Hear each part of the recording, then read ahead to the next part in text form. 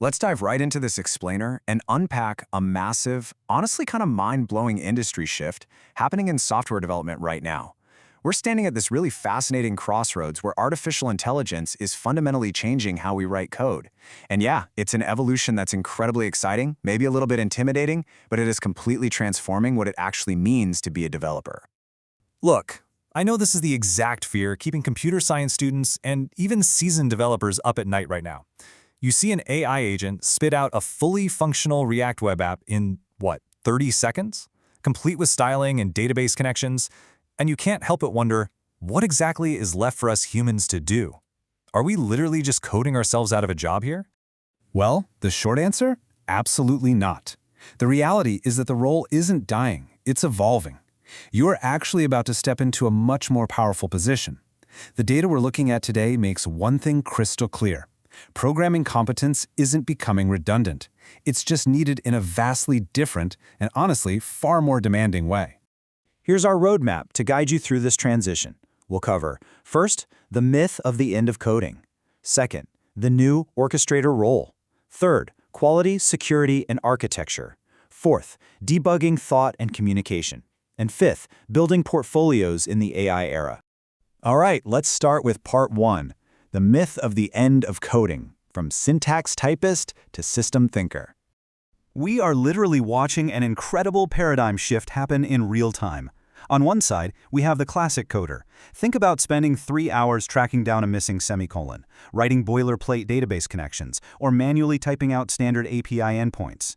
That approach focuses heavily on syntax, routine typing, and isolated files. But on the other side, the AI software engineer operates on an entirely different level. They focus on system thinking, rigorous testing, deep domain knowledge, and orchestration. Basically, the AI handles the syntactic code that runs on the machine, while humans are needed for the semantic software that actually solves the right problems safely in the real world. So what this really means is that if you're only copying prompts without understanding the underlying technical decisions, you're just going to remain completely dependent on a machine's suggestions. An AI software engineer doesn't just passively accept output. They proactively control these AI tools, they structure complex requirements, and they take on interdisciplinary responsibility. You become the critical bridge between the raw technical implementation and the actual business problem an organization desperately needs solved. Moving right along to part two, the new role, orchestrator, managing the symphony of code. And hey, we aren't talking about some abstract sci-fi future here. This timeline is already playing out.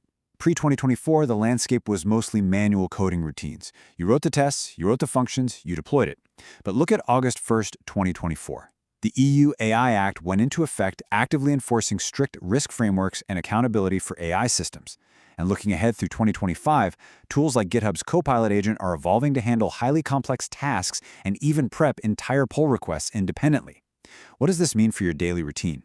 It means human oversight isn't just a nice-to-have anymore. It's becoming a strict legal and structural mandate. You are the one who has to vouch for what that autonomous agent creates. So your actual day-to-day workflow is shifting into a really rigorous iterative loop. First, you plan precise goals, outlining restrictions, edge cases, and the systemic context for the AI. Second, the AI generates the baseline code at a speed no human could match. Third, you step back in to test and critically review that code, hunting for logical flaws or inefficiencies. And finally, you refine it and integrate it into the wider system. You're essentially breaking down massive, complex problems into manageable, testable steps that an AI can execute safely. You are managing the machine. Because AI lacks human responsibility and, frankly, any organizational context, these specific, non-negotiable skills are your ultimate career moat. Domain knowledge tells you what to build in the first place. Linguistic precision is how you command the machine, because suddenly plain English is kind of your most important programming language. Security awareness keeps your company out of the headlines. Empathy ensures you're actually building something real users want. And system thinking ensures the whole giant puzzle fits perfectly together. Okay, part three, quality, security, and architecture. Or as I like to call it, building the guardrails. Listen, you absolutely have to watch out for the plausibility trap, what the source refers to in German as the Plausibilitätsfalle. This is the incredibly dangerous trap of trusting AI outputs simply because they look linguistically and structurally convincing. I mean, imagine an AI writing a beautiful, perfectly formatted, fully documented script that actually hard codes an active API key right in plain sight. An AI will confidently explain why a piece of code works while leading you right into a race condition, a massive data leak, or just a glaring vulnerability. Just because it looks plausible definitely doesn't mean it's right. To counter these massive, rapid outputs, you must actively build structural guardrails. When hallucinated code or unknown dependencies introduce risk, you combat it with strict, automated code scanning. When prompt injections threaten your data flow, you enforce ironclad access controls. You are directly applying human guardrails leaning on established architecture reviews based on OWASP and NIST standards to mitigate the inherently unpredictable nature of generative AI. You are the final line of defense. And pulling all of this off requires what we call systems thinking.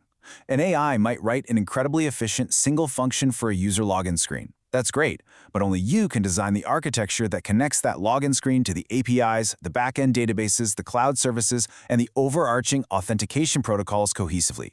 You have to ask the macro questions. Where does this data come from? Who's allowed to read it? What happens if a microservice fails in production?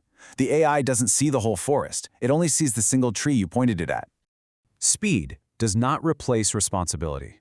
I absolutely love this quote because it perfectly captures why your role is so vital.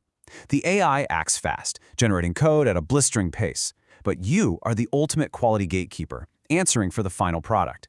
If an AI writes a flawed data processing script that drops a critical production table or violates compliance, the AI doesn't get fired or go to court.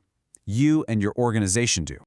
All right, part 4, debugging thought and communication, because software is social. This is a wild concept, but in the AI era, you're no longer just debugging code. You are rigorously debugging your own cognitive biases to prevent AI dependence. You have to constantly stop and ask yourself, did I actually ask the AI the right question? Did I trust its answer way too quickly just because it saved me an hour of typing? Are there hidden assumptions in my prompt that the AI completely ignored? Doing this well requires a profound level of intellectual humility and seriously sharp critical thinking. And you can completely forget that old stereotype of the introverted lone coder locked in a dark basement with a hoodie and a mechanical keyboard. Software development is becoming highly social. Because AI can handle the solitary task of typing out syntax, your job shifts outward. You are now the translator. You have to translate technical limits to every single stakeholder. You need to align the AI's capabilities with the design team's vision, legal strict privacy requirements, security's rigid protocols, management's ever-shrinking budget, and the end user's actual day-to-day needs. Communication is literally becoming part of your system's architecture. And finally, part 5, portfolios in the AI era, making your skill visible. So how do you actually prove your worth to an employer now? Your portfolio shouldn't just be a GitHub repo full of finished code screenshots anymore. Since anyone can prompt a basic to-do app into existence, employers want to see your meta skills. First, you define the domain problem you solved. Second, you transparently document exactly where and how you used AI. Third, and this is absolute gold, you detail the errors the AI made and your exact debugging process. Detailing the errors shows employers you aren't blind to the machine's faults. It proves you know how to fix them. And fourth, you show your final reflections. You have to make your thinking visible. Because frankly, paper certifications just aren't cutting it anymore. Hiring managers are actually looking for AI fluency, the ability to use AI tools purposefully, critically, and securely. They want to ensure you aren't just vibe coding blindly. Vibe coding is a fantastic term from the sources. It's when you just accept AI-generated code because it feels right or seems to work on the surface without actually taking the time to understand the logic underneath it. AI fluency is the ultimate antidote to vibe coding. So, as we wrap up this explainer today, I want to leave you with a question. Think about how you will adapt your learning path to master the symphony of AI development. Are you just going to be a coder fighting a losing battle on syntax? Or will you embrace these tools, leverage your human empathy and systems thinking, and become the orchestrator? The code is changing. The only question is, are you?